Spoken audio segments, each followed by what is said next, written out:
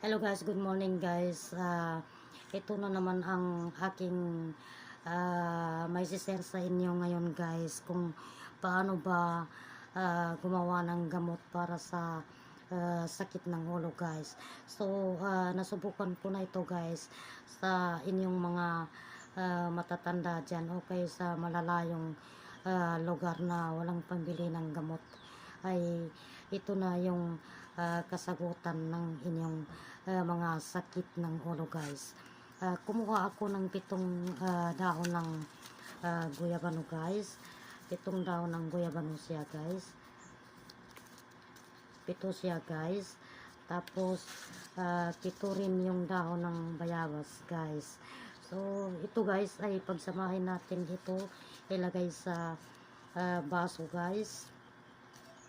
Ilagay natin sa baso guys, dahil lalagyan natin siya ng tubig na mainit guys dito sa baso guys. Ayan. So unang-una ay inuugasan na ito para ilagay natin dito sa baso guys. Ayan. So dahil alam ko na karamihan sa atin ay minsan ay biglang sumasakit yung ulo na walang pambili ng gamot guys. So ito na yung gagawin ninyo guys.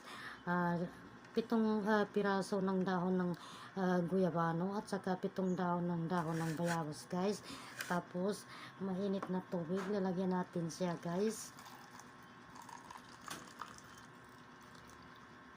Tapos maya mga 5 minutes yan ay pwede natin inumin, dahil hindi pa natin siya pwedeng mainom ngayon guys kasi sobrang init pa ng tubig guys. At hintayin muna natin siya ng mga 5 minutes ka. So sa mga malalayong lugar dyan na malayo sa mga tindahan, ay ito na yung gagawin nilang para sa sakit ng ulo nila guys.